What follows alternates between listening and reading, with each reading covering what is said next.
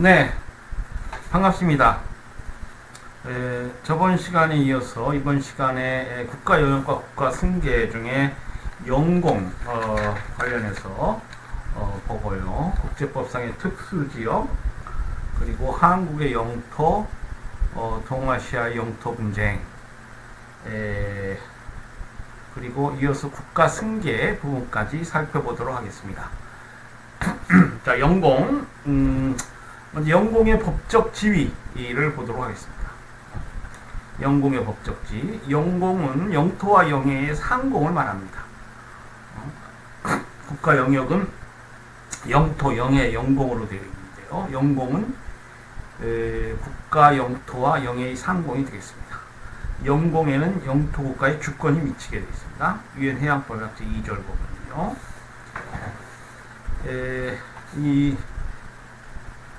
과거에 하늘은 모두에게 개방된 공간이었습니다. 이 영토의 상공은 본질적으로 공해와 같은 자유공간이라고 생각합니다. 그래서 해양법에 공해의 자유가 있듯이 하늘에는 영공의 자유가 있다, 이렇게 생각을 했어요. 1차 대전을 계기로 죄송합니다. 기침이 자꾸 나와요. 항공기 성능이 급격히 향상되고 각국의 보유대 수도 늘었습니다. 영국은 종전 시에 이미 22,000대의 비행기를 보유했어요. 그래서 이제 영공 주권의 배타성, 다시 말해서 하늘을 이제 인간이 지배할 수 있게 되니까, 뭘 지배한다는 것은 소유관념 그리고 배타성 관념으로 발전하게 되죠. 그래서 영공 주권의 배타성은 관습국제법에 해당이 되겠습니다. 그래서 이 모든 국가가 자국 영토의 상공에 대해 완전하고 배타적인 주권을 가집니다. 이 내용이 1944년 국제 민간 항공에 관한 시카고 협약 제1조에서 확인된 바 있습니다. 영공 문제에 관련해서는 영공의 상한이 어디까지인가, 이게 문제가 되는데, 이와 관련해서 유엔은 1950년대 말부터 외기권의 평화적 이용에 관한 위원회 Committee on the Peaceful Uses of Outer Space가 설치되어 있습니다. 그래서 대기권과 외기권의 구별 기준이 논의되고 있어요. 그렇지만은 이제 아직까지 만족스러운 결론은 도출되지 않고 있습니다. 자, 다음에 영해 이원의 상공. 영해 상공은 영공인데, 영해 이원, 영해 이원이라고 하면은 이제 해양법 협약상 접속 수역, 배타적 경제 수역, 대륙붕 뭐 이런 해역이 되겠습니다. 그러한 해역의 상공은 어떻게 되느냐? 먼저 연안국은 이제 접속 수역에서 관세, 재정, 출입국 관리, 위생 관리 등을 목적으로 한 법령을 시행할 수 있고, 영토나 영해에서 이를 위반한 자를 처벌할 수 있습니다. 그러니까 영해에 바로 인접하게 되는데요. 접속 수역은 이런 여러 가지 국가 목적상 행위를 할 수 있고, 그리고 접속 수역, 이러한 국가에 관한 권은 해양법상의 접속 수역에 관한 국제법상 권한은 접속 수역 상공에도 그대로 미치게 됩니다.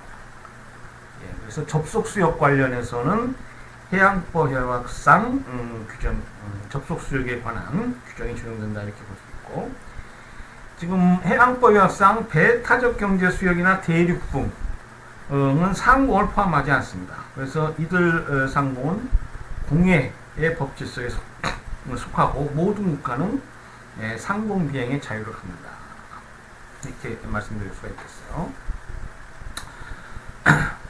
그리고 이제 해양법 협약 제38조인데요. 통과 통항 개념이 있습니다. 이 통과 통항, 우회 통항에 유사한 것이지만 국제 해협에서 인정되는 해양법상의 권리예요. 그래서 통과 통항이 적용되는 국제협에서 모든 항공기는 방해받지 않고 상공 비행의 자유를 행사할 수 있다, 이렇게 되어 있습니다. 자, 다음에 하늘과 관련해서 방공식별구역이라는 개념이 있습니다. 방공식별구역이라는 것은 국가안보의 목적상 항공기 용이한 식별, 위치 확인, 통제 등을 위해 영공 외곽에 설정되는 공역이라고 할 수 있겠습니다. 한국전쟁 발발 직후인 1950년 12월 미국 정부가 대서양과 태평양 상공에 폭 250에서 350해리 구역의 방공식별구역을 선포한 바 있습니다. 이 방공식별구역이란 개념은 국제법상 어떤 정식 개념은 아니에요. 1951년 3월 22일 미국 태평양 공군사령부가 한국, 일본, 대만 등에 관한 이를 설정한 데서 시작된 바 있습니다.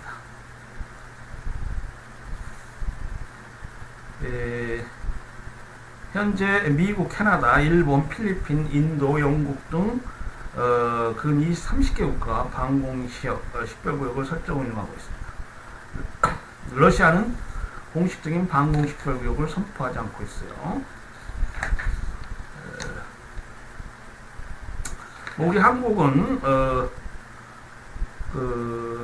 과거 미국 공군이 작전구역으로 설정한 선을 기준으로 방공식별구역을 설정한 바 있고, 그렇기 때문에 이제 어떤 경우에는 영공조차 포함되지 못한 지역이 있고요.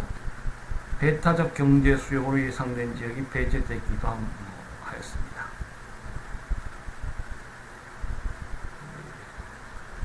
중국은 2013년 11월 23일 방공식별구역을 선포한 바 있고요. 북한은 방공식별구역을 별도로 선포하지 않았습니다. 1977년 동해와 서해 군사경계수역을 선포하고 이상공에서는 군용항공기는 물론 민간 항공기도 북한 당국 허가를 받아야만 출입할 수 있도록 했습니다. 그러니까 방공식별구역은 선포하지 않았지만 그에 준하는 강력한 통제를 실시하고 있습니다. 지금 현대 항공기와 무기 발달 수준에 비춰볼 때 방공식별구역을 설정할 필요가 없지 않느냐, 이런 주장도 설득력이 있습니다만,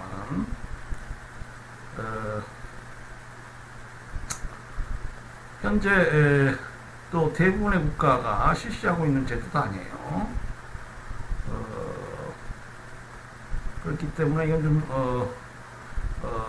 관련 당국들 간의 어떤 갈등이 야기될 가능성도 있고요. 어떤 협력을 통한 조화로운 해결이 필요한 그런 영역이다, 이렇게 볼 수 있겠습니다. 다음으로 비행정보구역이라는 개념이 있습니다. 이 비행정보구역은 이제 원어로는 Flight Information Region이라고 하는데, 이카오라고 하면은 국제항공기구를 말합니다. 이거 민간항공기구예요. 이 비행정보구역은 이카오에서의 합의를 바탕으로 할당되어 비행정보와 정보, 경보 등 서비스가 제공되는 일정 구간의 구역을 말합니다. 이카오는 전 세계 공역을 세분하여 각 구역마다 책임 당국을 지정하고 이들에게 항공기 운항에 필요한 관제 정보를 통신으로 제공하도록 이렇게 하고 있습니다. 이 비행정보구역은 민간 항공의 안정과 효율을 도모하기 위한 제도에 불과하고, 비행정보구역은 주권의 인정과는 아무 관계가 없다. 그러니까 영역 주권과는 아무 관계가 없어요. 그래서 이 지역이 A국 비행정보구역이다. 그래서 영공에 해당해서 영역 주권이 행사될 수 있는 지역이다, 공역이다, 뭐 이렇게 보지 않습니다. 자, 타국의 영공을 침범한 경우에 국제법상 어떤 조치가 적절하고 적법한가? 이거는 이제 군용기와 민간기를 좀 나눠봐야 되겠습니다.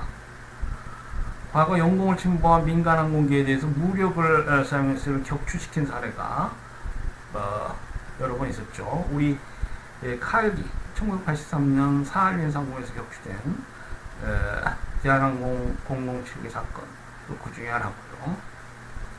그래서 이 1984년 이카오 총회에서는 특히 대한항공 007기 사건이 계기가 되었는데, 시카고 협정의 최악국은 모든 국가가 비행 중인 민간 항공기에 대한 무기 사용을 자제해야 하며, 요격할 경우 탑승자의 생명과 항공기 안전을 위험에 빠뜨리지 말아야 함을 인정한다. 이 조항을 신설한 바 있습니다. 제3조 A에 조항을 신설했어요. 또 어떤 경우에는 9.11 사태와 같이 커다란 피해를 초래하기 위해 돌진하는 민간 항공기의 문제가 있을 수 있습니다. 이때 꼭 민간 항공기를 보호만 해야 되느냐, 이런 어떤 반대의 상황이 발생할 수 있죠. 군용기의 경우에는 외국 영공을 무단으로 침입해서 영공구 착륙 요구에 불응하는 경우에는 격추를 각오해야 되지 않느냐, 이렇게 됩니다. 자, 다음으로 이제 국제법상의 특수지역이라고 할 수 있는 지역이 있습니다. 자, 인류 공동유산이라는 개념이 있어요. 이것은 이제 1967년 유엔 대표 파르도, PARDO입니다. 파르도의 제안에 기초해서 유엔 총회는 시메저에 대한 인류 공동 이해를 인정하는 결의를 채택했고, 이는 제3차 유엔 해양법 회의가 수립되는 계기가 됩니다. 1982년 유엔 해양법 협약은 국가관할권 이원의 시메저 지역과 그 광물 자원을 인류 공동유산으로 규정하고, 특정 국가가 주권이나 주권적 권리를 행사할 수 있다, 이렇게 규정하고 있어요. 그리고 1979년 달조약은 달과 그 자원을 인류 공동유산으로 규정하고 달의 개발이 현실화될 때 이에 관한 국제제도 수립을 약속한 바 있습니다. 오늘날 남극에 대하여도 이러한 개념의 적용이 주장되고 있어요. 그래서 Common Heritage of Mankind, 인류 공동유산이라는 개념이 있습니다. 자, 먼저 극지, 이 남극과 북극 지역이 있죠. 남극은 면적이 1390만 km고, 그 대부분이 평균 2000m가 넘는 얼음으로 덮여 있습니다. 이는 지구당 담수의 약 70%에 해당한다고 해요. 남극에 대하여는 1959년 체결된 남극조약이 가장 기본적인 법제도로 작동하고 있습니다. 남극조약을 보면은 남극을 평화적 목적으로만 이용할 것, 남극에 대한 영유권 주장은 동결될 것, 이렇게 규정하고 있습니다. 영유권 주장의 동결은 어떤 의미인가 하면, 남극에 대한 기존 영유권 주장 포기를 요구하지 않지만 영유권 주장을 인정하지도 않는다는 것이죠. 이 남극조약이 체결된 이후에 당사국들은 남극의 평화적 이용과 환경보호를 위한 여러 후속조약을 체결한 바 있습니다. 우리 한국은 남극조약의 협의 당사국입니다. 우리 교재에 보면 남극조약 제1조 4조 소개가 되어 있는데요. 제1조를 보면은 남극지역은 평화적 목적을 위해서만 이용된다. 특히 군사기지, 방비시설의 설치, 어떠한 형태의 무기실험 및 군사훈련의 시행과 같은 군사적 성격의 조치는 금지됩니다. 이렇게 되어 있어요. 다음으로 이제 북극 지역이 있는데요. 북극은 남극과 달리 육지로 구성되어 있지 않으나 얼음으로 덮여 있습니다. 외견상 남극과 유사하나 바다에 해당하므로 법적으로는 매우 다른 환경이라고 할 수 있습니다. 북위 66도 33분 이상의 북극권에는 약 400만 명의 주민이 살고 있습니다. 북극에 대하여는 말씀드린 대로 남극조약과 같은 독자적인 법체가 존재하지 않습니다. 1996년 오타와 선언에 따른 북극위원회가 설립되어 있으나 이는 국제기구로서의 지위는 갖추지 못하고 있습니다. 일부 북극해양국은 선형 이론에 입각한 영유권을 주장한 바 있으나 이러한 주장이 국제사회에서 수용되지는 않고 있습니다. 말씀드린 대로 이 북극권에 대하여도 남극조약과 같은 국제관리체제의 수립을 주장하는 있는 그런 나라들이 있지만 대체로 북극권에 면한 국가들은 새로운 체제 구상에 반대하고 유엔 해양법약 등 기존의 국제법 적용을 선호하고 있습니다.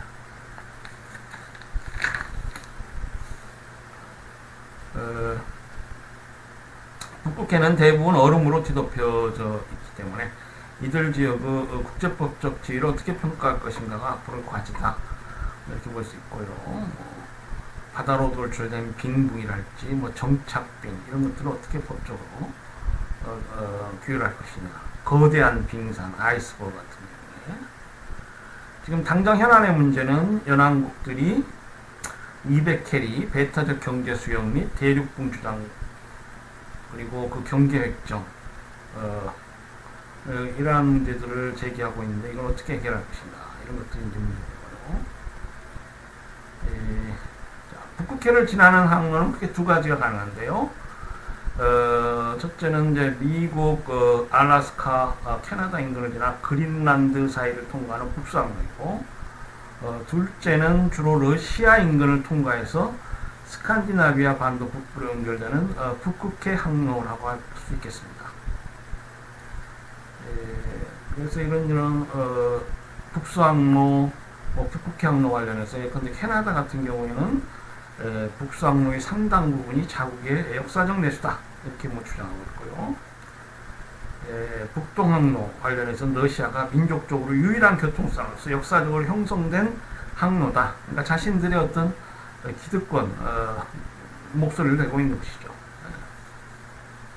그러니까 이 항로에 대한 통제권을 확보하기 위한 주장들이죠. 다음으로 국제 하천 유역이 있습니다. 하천은 이제 식용과 농업용 담수의 제공, 식량의 공급은 교통의 통로로 중시되었고, 인류 문명은 이 하천을 중심으로 해서 발전되어 왔습니다. 이 국제 하천은 이제 한 국가 내에 소속된 하천이 아니고, 하천이나 호소가 2개 이상, 호소라는 것은 이제 호수지를 말합니다. 하천이나 호소가 2개 이상의 국가에 걸쳐 국경을 이루거나 2개 이상의 국가를 관리하고 있다면 사정은 달라지고 이제 국제하천이 되어서 일반적으로 영토 하고는 이제 다른 것이죠. 보통 이제 국제하천 아닌 하천은 한 나라의 영토로 취급되어서 영역주권 지역이 됩니다만, 국제하천은 그렇지 않죠. 20세기 들면서 과학기술 발달에 따라서 하천의 이용이 다양화되었고, 국제하천이 국제법상 문제가 됩니다. 그래서 국제하천에 대해서 영역국이 어떠한 권리를 행사할 수 있는가, 이게 문제가 되는데, 한때 주권국가는 자국 영역 내 하천수를 자유로이 사용 처분할 수 있으며 하류국은 상류국에 대해 어떠한 요구도 할 수 없다. 이는 이른바 하몬주의가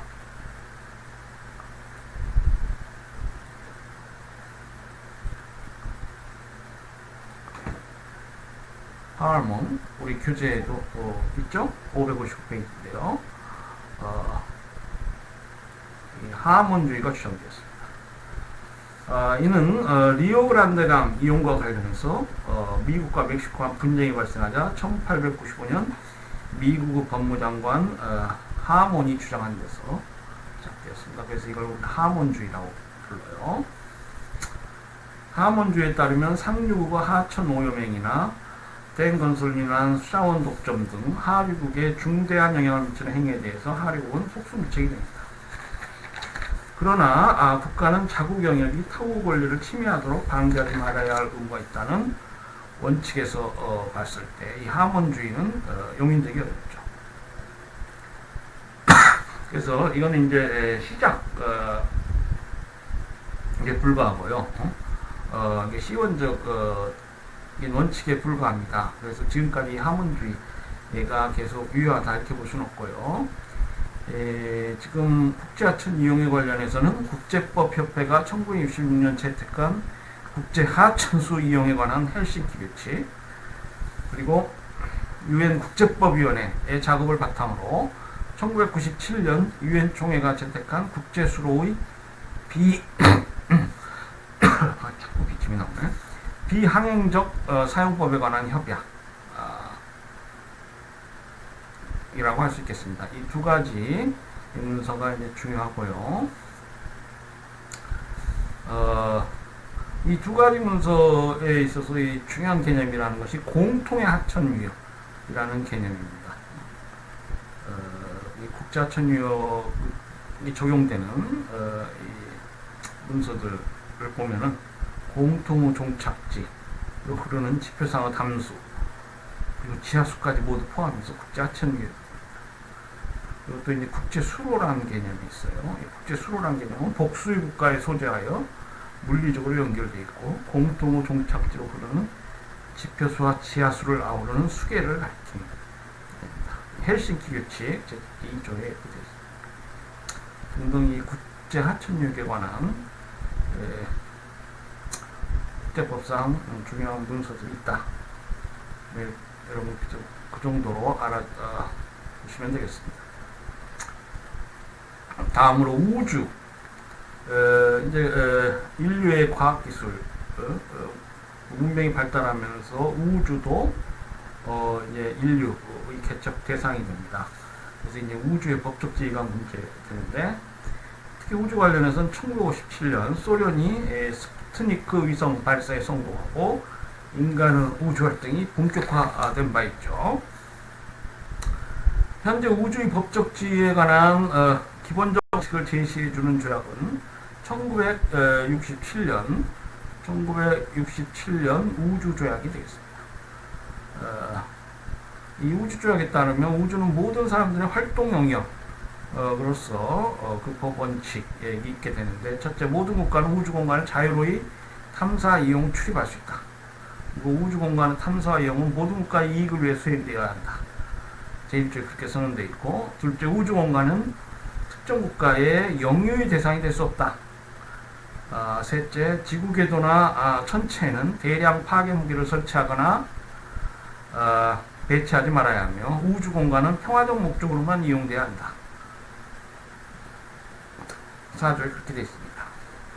그래서 2016년 2월 현재 이 조약의 당사국은 105개국입니다. 우주조약의 당사국은 105개국이고, 미국, 러시아, 중국, 영국, 프랑스, 일본 등 실질적인 우주활동을 전개하고 있는 모든 국가가 포함되어 있어 사실상 전 인류의 우주활동에 관한 법원칙이라고 해도 과언이 아니다. 이렇게 볼 수 있겠어요. 그리고 이제 이 1979년 달조약이 있습니다. 이 달조약에서는 달을 포함한 태양계의 천체의 천연자원을 인류 공동의 유산, Common Heritage of Mankind, 인류 공동의 유산으로 정의한 바 있어요.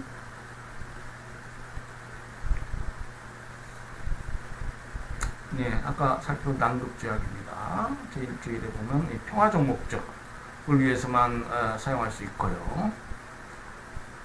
군사적 성격의 조치는 금지됩니다. 남극에서의 군사적 성격의 조치는 금지돼요. 우주 공간 활용의 법적 문제에 관련해서 우주 활동에 따른 책임, 그리고 지구 정지 궤도, 또 원격 탐사, 이런 법적 문제가 있습니다. 우주 활동이 증감으로 인해서 이로 인한 손해 발생이 있을 수가 있고, 그 책임을 어떻게 처리할 것이냐. 1967년 우주조약은 이 문제에 관한 처리 원칙을 제시한 바 있고, 이 연장선상에서 1972년 우주물체에 의하여 발생한 손해에 대한 국제 책임에 관한 협약, 그 내용을 좀 더 구체화한 바 있습니다. 이 우주에서의 국가 책임은 무과실 책임이라는 게 특징이에요. 그래서 타국의 우주 물체가 타국의 이 지구 표면이나 비행 중인 항공기에 손해를 발생시키면 그 발사 후 과실 여부와 관계없이 절대적인 보상 책임을 진다 이렇게 되어 있습니다. 다음으로 지구 정지 궤도라는 개념이 있어요. 현재 인류가 우주를 가장 유용하게 활용하고 있는 방법은 지구 주변에 위성을 쏘아 올려 통신, 항행, 기상조사, 방송, 원격 탐사 등에 이용하는 것입니다. 현재 운영 중인 위성의 약 40%는 지구 적도궤도 35,900km 상공에 위치하며 지구 자전 속도와 동일하게 회전하고 있습니다. 지구 정지 궤도의 길이는 유한하기 때문에 여기에 무제한적으로 위성을 올려놓을 수는 없고요. 1976년 브라질, 인도네시아 등 8개 적도국가는 지구 정지 궤도가 그 아래 적도국가들의 주권에 속하므로 이에 위성을 올려놓으려면 적도국가의 허가를 얻어야 한다 고 주장한 바 있습니다. 보고타, 이걸 우리가 1976년 보고타 선언이라고 불러요. 이러한 지구 정지 궤도에 관한 여러 문제들이 제기되고 이걸 어떻게 규범적으로 다룰 것이냐가 문제됩니다. 또 원격 탐사라는 개념이 있어요.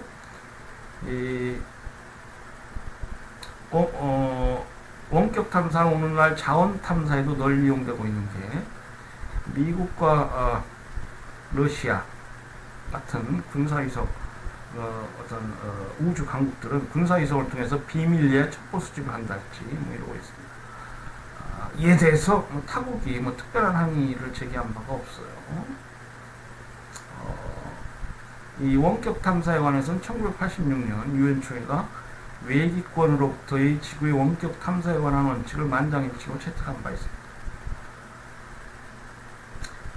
그래서 이 원칙 4를 보면은 원격 탐사가 모든 국가의 천연자원에 대한 연구 주권을 존중하는 기반에서 진행되어야 하며 원격 탐사는 피탐사 후 합법적 권리와 이익을 침해하지 않아야 한다 이렇게 정리하고 있습니다.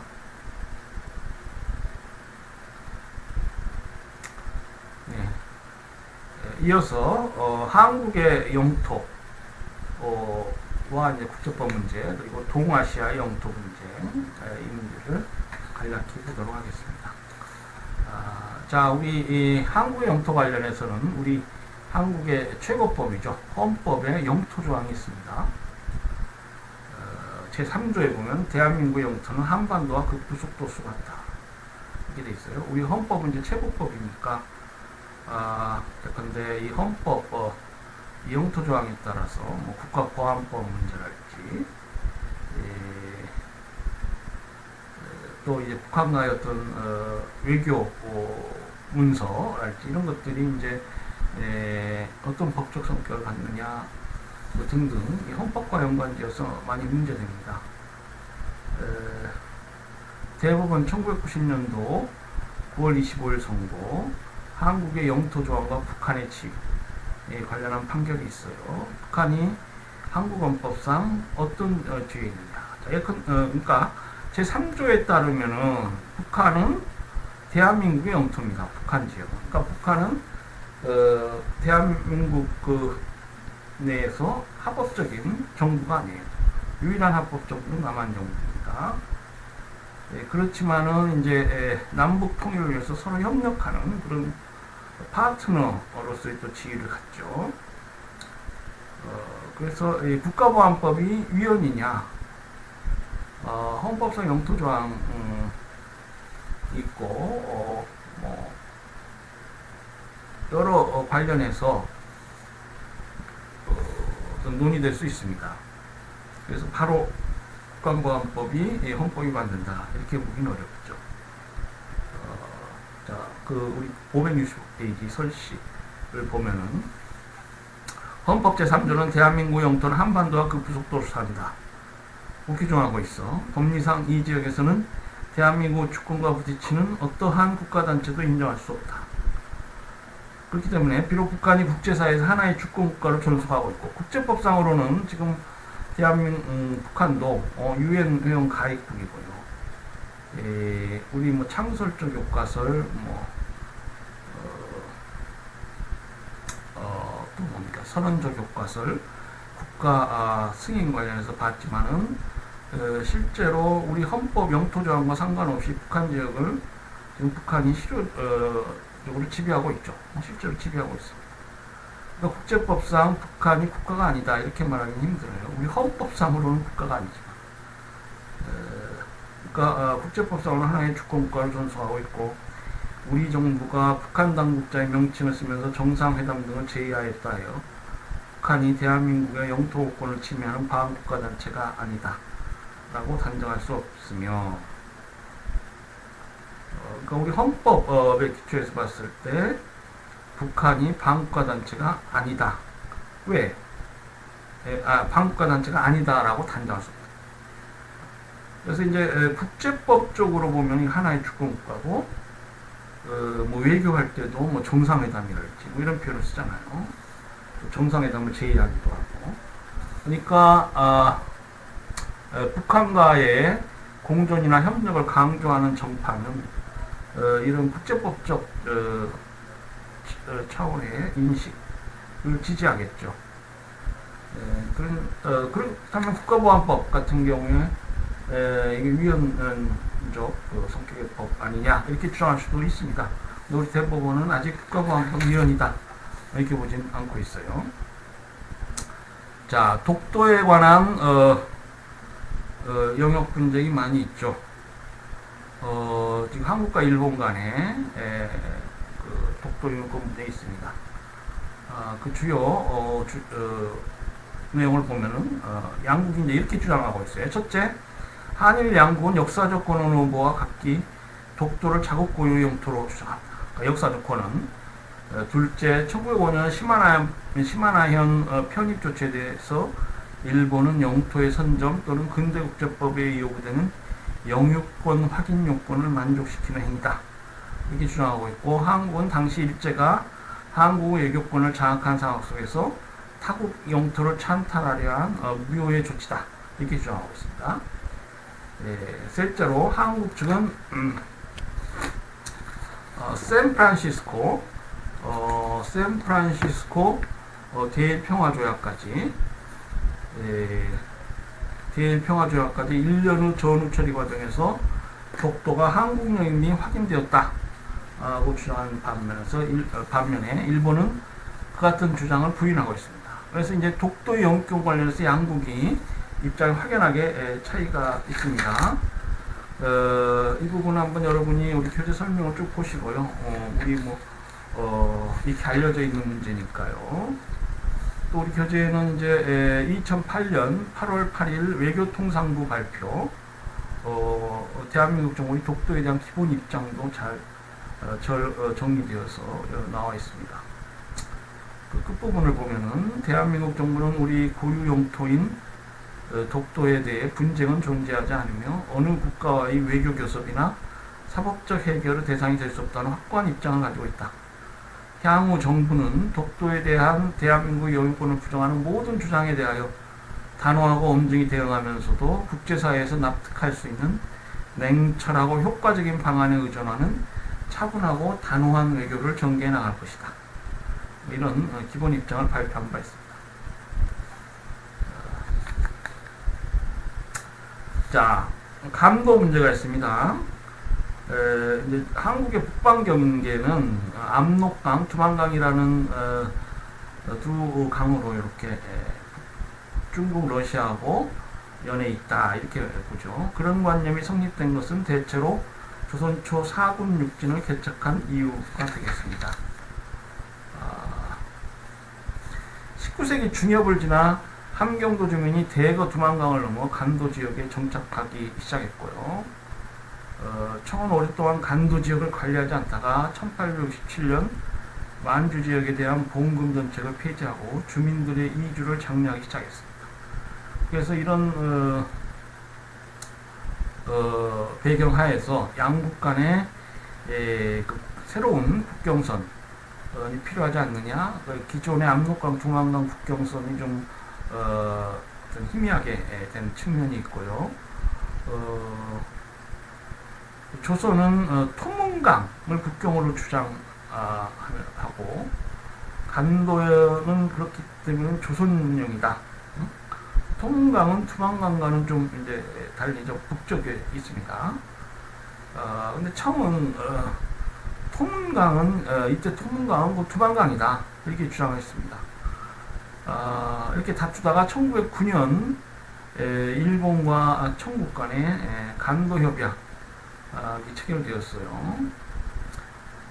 그 제1절 보면은 우리 교재에 되어 있지만 일청 양국은 토문강을 대청제국과 대한제국 양부 국계로 삼으며, 국계라는 건 국가 간 경계선이라는 얘기죠. 그 강원 지방은 정계비로부터 서골수를 경계로 할 것을 성명한다. 이렇게 되어 있습니다. 그래서 이제 간도협약을 맺어서 결국 다시 원래의 압록강, 두만강 경계선이 확인이 되었어요. 그런데 이제 이 간도협약은 일국과 청국 간에 1909년이니까 막 한일 합방이 있기 1년 전인데요. 국제법상 일국과 청국 간에 맺어진 것입니다. 당사국인 조선의 의사를 배제하고 일제가 일방적으로 간도의 요구를 포기했다. 그렇기 때문에 국제법상 무효의 조약이다.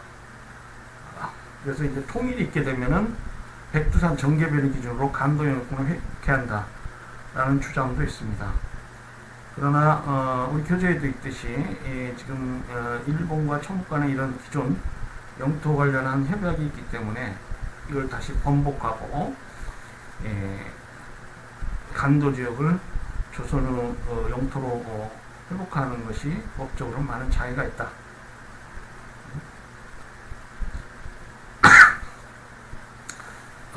그 중에 특히 문제되는 것이 1962년에 이르게 되면 북한이 중국과 국경조약을 체결합니다. 그래서 백두산 천지를 대략 반분하고 두만강을 양쪽 국경으로 합의하게 돼요. 이런 조약이 있기 때문에 이 뒤에 이제 국가 승계랄지 뭐 이런 조약에 관련해서 이제 조약의 승계 이런 문제가 있게 되는데, 특히 국격에 관련한 조약은 번복할 수 없다. 이것이 이제 확고한 어떤 법리입니다. 그렇기 때문에 이걸 부인할 수 있겠느냐? 부정적이라고 봐야 되겠죠. 그리고 만약에 만에 하나 1962년 중국과 북한 간의 국경조약, 1909년 일본과 청국 간의 간도협약, 이게 모두 무효다. 그렇다 하더라도 백두산 정계비 속의 토문강이 과연 두만강인가, 이런 문제가 발생할 수 있습니다.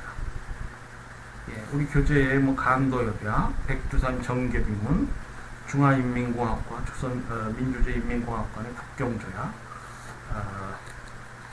내용들이 이렇게 되어 있습니다. 다음으로 이제 녹둔도라는 지역이 있어요. 두만강의 하중도입니다. 조선 정부가 초기부터 관할하던 지역인데요. 조선 후기 무렵에 두만강의 유로변경으로 지금의 연해주 지역으로 이게 연륙되었습니다. 그렇지만 계속 조선용으로 관리되었어요. 그러니까 자연적으로 새로운 어떤 영토 문제가 생긴 거예요. 19세기 러시아 세력이 연해주로 진출하게 되었고, 1860년 청과 러시아 간 국경조약, 두만강을 러시아 국경으로 승인한 바 있습니다. 그래서 이 1860년 청과 러시아 간 국경조약으로 인해서 연해주에 연륙되어 있던 녹둔도는 러시아령에 포함이 되었습니다. 그러니까 이걸 조선 정부가 몰랐고, 그리고 적절한 대응을 하지 못한 상태에서 일제 식민 지배가 시작되었어요. 2차 대전 후에 북한과 러시아는 두만강을 양국 국경으로 운영하다가 1985년 정식으로 국경협정을 체결한 바 있습니다. 이 협정에 따라 두만강 주수로를 양국 경계로 규정하고 자연 녹군도는 러시아령으로 확정되었습니다. 자, 그러면 이제 통일이 되면, 남북한이 통일이 되면 이 녹둔도를 회복해야 되지 않느냐, 이런 주장이 있지만은 한도 영유권 문제에서도 봤듯이 이미 북한이 이와 관련해서 러시아와 국경조약을 체결한 바 있고 그걸 부인할 수 있겠느냐, 이런 법적 전해가 좀 있다 이렇게 볼 수 있겠습니다. 우리 교재에 소비에트 사회주의 공화국 연방과 조선 인민민주주의 공화국 사이 국경선언에 관한 협정 제1조가 소개되어 있습니다. 보시고요. 자, 다음으로 이제 우리나라 말고 한국, 동아시아라고 하면 한국, 일본, 중국, 러시아 이렇게 되겠죠. 그래서 동아시아 영토 분쟁이 있습니다. 일본과 러시아 간의 북방 4개 도서 문제가 있고요. 일본과 중국 간의 센카쿠 영토 분쟁이 있습니다. 이와 관련한 설명이 가득 되어 있습니다. 보시고요.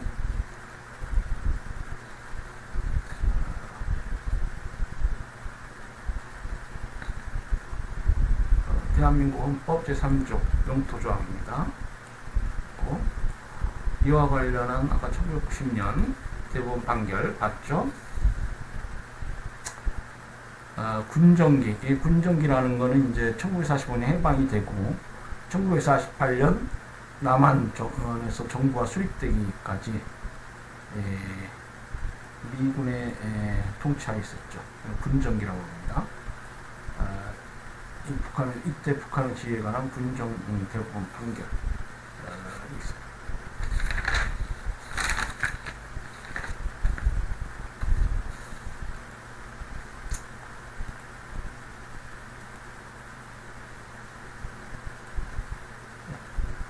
자, 국가 영역 관련해서 설명을 드렸습니다. 국가 승계에 관련해서 보도록 하겠습니다. 국가 승계가 뭐냐? 국가 승계는 일정 영역의 국제관계상의 책임 주체가 다른 국가로 대체되는 현상을 국가 승계라고 합니다. 원어로는 이제 state succession이라고 부르겠어요. Vienna Convention on Succession of States in Respect of Treaties. 조약의 승계에 관한 비엔나 협약. 이 국가 승계에 관련해서는 두 가지 협약과 하나의 유엔 총회 결의가 있습니다. 이 세 가지 법규범이 국가 승계에 관한 가장 중요한 법규범이 되겠어요. 그래서 이제 조약 승계에 관한 비엔나 협약, 국가 재산, 문서 및 부채에 관한 국가 승계 협약. 1883년에 채택된 협약입니다. 이 조약 승계에 관한 협약은 1978년에 제정된 협약이고요. 자, 그 국가 승계가 뭐냐? Succession of states means the replacement of one state by another in the responsibility for the international relations of territory. 국가 승계란 한 나라에 한 다른 나라의 교체다. 그 영역의 국제관계상의 책임을 대체하는 국제관계상의 책임주체가 다른 국가로 대체되는 현상이라고 할 수 있겠죠.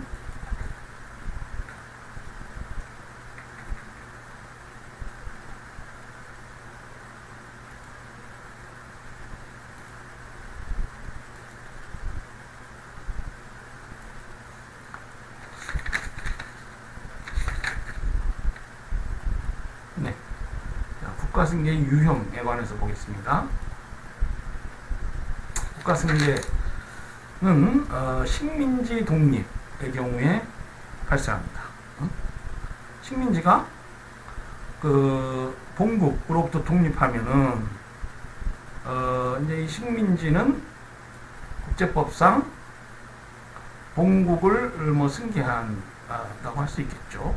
그러니까 본국이 향유하는 어떤 국제법상의 권리 의무 이런 것들이 식민지에 어떻게 되느냐, 식민지가 이걸 승계하느냐 이런 문제가 발생합니다. 책임 주체가 바뀌는데요. 이제 식민지의 새로운 정부가 성립된다는 것이죠. 그래서 이제 국가 승계 관련해서는 이제 식민지 독립의 경우에 클린 스타트 프린시플가 깨끗한 출발의 원칙. 그래서 그 이전의 모든 본국의 국제관계 국제법이 식민지에겐 적용되지 않는다. 이런 원칙 하에 이제 있습니다. 다만 이 식민지가 독립하였을 때 우리 대한민국의 경우에 대표적인 사례가 될 수 있는데, 이것이 새로운 국가의 시작이냐 아니면은 일제 식민지 이전 대한제국을 대한민국이 승계한 것이냐 국제법상 뭐 이런 문제들이 발생할 수 있습니다. 자, 국가 승계는 기존 국가 일부가 분리 독립할 때에도 발생합니다. 1991년 구 소연방에서 14개 공화국이 분리 독립한 경우가 대표적인 사례고요. 그 외에도 1971년 파키스탄으로부터 방글라데시 대통립, 1993년 에티오피아로부터 에리트레아의 독립, 이런 것들도 기존 국가 일부가 분리 독립한 예가 되겠습니다. 자, 국가가 해체되는 경우가 있어요. 디잘루션. 네? 분리 독립은 이제 세퍼레이션이고요. 국가 해체는 이제 국가 승계로 인해 기존 국가는 소멸하고 복수의 신생국만 존재하게 되는 유형의 국가 승계입니다. 구6.5 사회주의 연방공화국이 1992년서부터 93년 5개의 국가로 해체된 바가 있습니다. 그래서 이와 관련해서 이제 뒤에 사례도 나옵니다. 그래서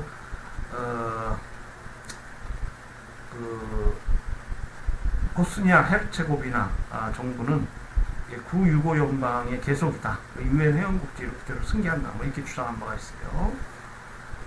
그와 관련한 사례도 있습니다. 국가가 통합하는 경우가 있어요. 이것도 국가 승계의 한 유형입니다. A국과 B국이 통합해서 새로운 C국을 만든다. 그러면 A국과 B국 간에 존재했던 국제법상 권리 의무 관계가 어떻게 됩니까? 그 국가들이 체결한 조약이 새로운 통합국가인 C국이 승계하느냐, 그 재산, 부채 이런 걸 승계하느냐, 이런 문제가 발생할 수 있다는 것이죠. 이 국가 통합의 대표적인 유형은 1964년 탕카니카와 잔지바르의 통합에 의한 탄자니아 성립, 1976년 베트남 민주공화국과 베트남 공화국 통합에 의한 베트남 사회주의 공화국 성립, 1990년 남북 예멘 통합에 의한 예멘 공화국 수립, 1990년 동소독 통합 등이 해당이 되겠습니다. 동소독 통일도 이제 국가 통합의 한 예가 됩니다. 그래서 동독이 체결한 조약이 새로운 통일 독일에 승계될 것인가, 이런 문제들은 재산, 부채는 어떤가, 국적 승계, 이런 문제들이 있습니다. 우리나라도 남북한 통일이 되면 국제법상 그런 문제가 발생할 수 있어요. 다음으로 영토의 일부 이전에 의한 국가 승계가 있을 수 있습니다. 기존의 국가 영토 일부가 다른 주권 국가로 소속이 바뀌는 승계죠. 가장 자주 발생하게 됩니다. 과거에 이 전쟁의 패전국은 영토 일부를 승전국에 할양한 사례가 많이 있습니다. 그러니까 영토 일부 이전은 주로 할양을 통해서 이루어지고요. 기타 매매, 증여, 교환 등 그 원인이 다양합니다. 다음으로 원국가로 복귀하는 경우에 국가 승계가 일어납니다. 발트 3국, 즉 에스토니아, 라트비아, 리투아니아는 1940년 강압에 의해서 소련에 편입되었다가 소연방 분열 이후 1991년 독립을 회복한 바 있습니다. 미국, 영국 등 적지 않은 서방 국가들은 소련의 발트 3국 합병을 법률상 승인하지 않고 사실상 승인만 하고 있었는데, 결국 나중에 이제 원국가로 복귀한 것이죠. 그러니까 50년 지나서 원국가로 복귀하면서 독립을 회복하게 됩니다. 국가승계에 관한 법원은 말씀드린 대로 1970 두 개의 조약과 하나의 유엔 조약 결의가 있습니다. 1978년 조약에 관한 국가승계 협약이 있고요. 이 협약은 1996년 발효되어서 2016년 12월 기준 당사국은 22개국이 되었습니다. 1982년에는 국가재산 문서 및 부채에 관한 국가승계 협약이 채택되었습니다. 지금 2012년 12월 현재 당사국이 7개국 정도가 돼요. 그리고 유엔 총회가 2000년 국가승계에 관한 자연인의 국적에 관한 선언 결의를 채택한 바 있습니다. 그러니까 당사국 수가 두 조약의 경우 22개국, 7개국이니까요. 이 조약